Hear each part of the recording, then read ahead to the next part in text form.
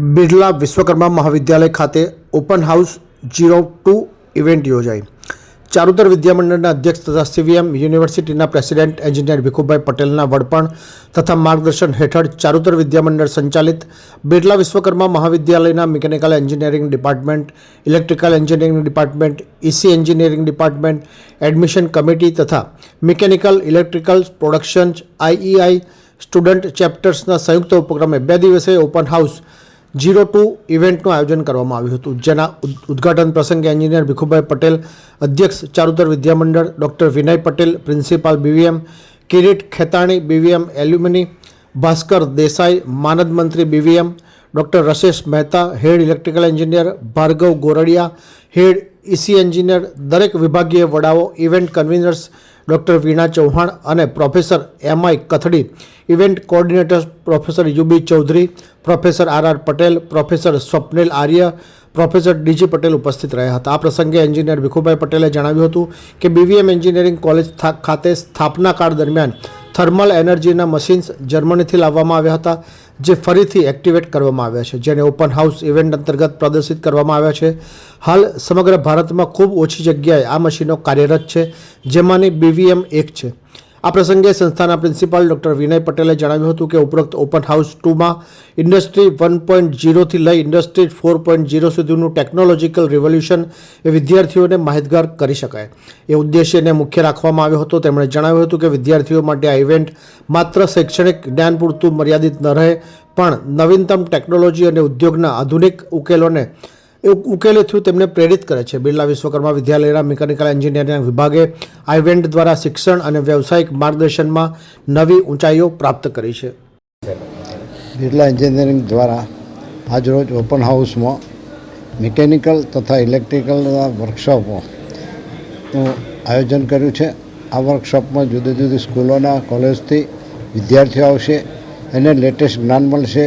ધારો કે ભૂતકાળમાં કઈ રીતે આપણા પાવર પ્લાન્ટ ચાલતા હતા, અથવા તો રેલવેના એન્જિન કઈ રીતે ચાલતા હતા, ઇલેક્ટ્રિસિટી કેવી રીતે મેળવતા હતા, સાથે સાથે નવી ટેકનોલોજી પ્રમાણે મિકેનિકલમાં આજે કોઈ પણ વસ્તુનો ઘણો ટાઈમ લાગે, એક્યુરેસી ના આવે.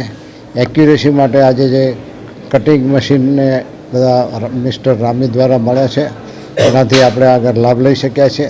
એ જ રીતે આગળ બીજી લેબોરેટરીમાં પણ ઘણા જુદા જુદા કામો થઈ શકે છે અને એ કામો દ્વારા વિદ્યાર્થીઓને ઘણો જ લાભ મળે છે. એસએસઆઈપીથી ફંડ મળે, ફંડ ના મળે તો પણ ફંડ આપીને પણ એમનું નોલેજ વધે એવી સાથે આ આયોજન કરેલ છે. ચારુતર વિદ્યામંડળ સંચાલિત બિરલા વિશ્વ મહાવિદ્યાલય દ્વારા એક અનોખો ટેકનિકલ સંગમનું આયોજન કરવામાં આવ્યું છે. આ એક ઓપન હાઉસ રાખવામાં આવ્યું છે વિદ્યાર્થીઓ અને ફેકલ્ટી માટે.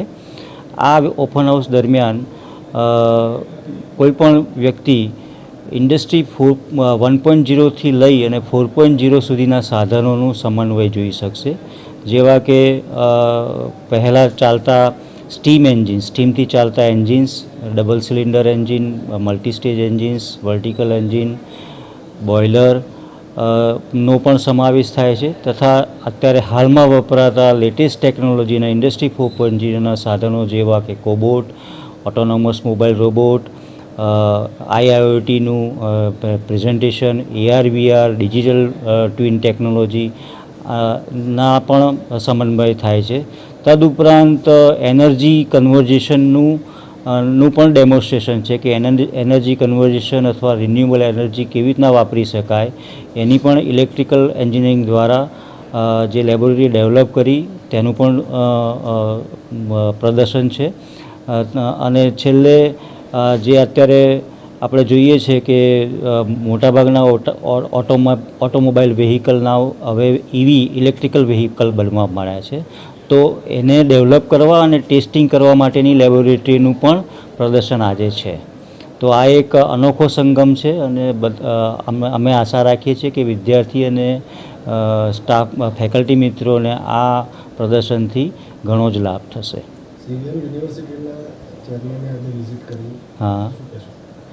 હા, એ એમના આશીર્વાદ અમારા ઉપર સતત રહે છે. CVM નો આ ડેવલપમેન્ટમાં ઘણો સિંહ ફાળો છે. CVM દ્વારા અને એલ્યુમિની એટલે ભૂતપૂર્વ વિદ્યાર્થી મંડળના સભ્યોએ જે અનોખું દાન આપ્યું છે, આ બધું લગભગ આમ જોવા જઈએ તો જે નવું ડેવલપમેન્ટ છે એ ભૂતપૂર્વ વિદ્યાર્થી મંડળના દાનથી બનાવેલું છે, ડેવલપ કરેલું છે. જ્યારે જૂનું સ્ટીમ એન્જિન છે અમે એનું જતન કરેલું છે, જે CVMના સહયોગથી અમે જતન કર્યું છે. એ જે જૂના સ્ટીમ એન્જિન છે આશરે 100 વર્ષ જૂના હશે. અહીં આગળ આપણે BVM એસ્ટાબ્લિશ થઈ 1948માં અને સ્થાપના કાળથી અહીં આગળ છે, પણ એ મશીનો એનાથી પણ જૂના છે. એટલે BVMમાં 80 વર્ષથી છે, પણ કદાચ એમનું લાઈફ છે એ 100 વર્ષથી ઉપરાંત છે. ये है हलचल टीवी नेटवर्क और आप देख रहे हैं हलचल टीवी न्यूज. हर हलचल पर नजर, हर हलचल की खबर.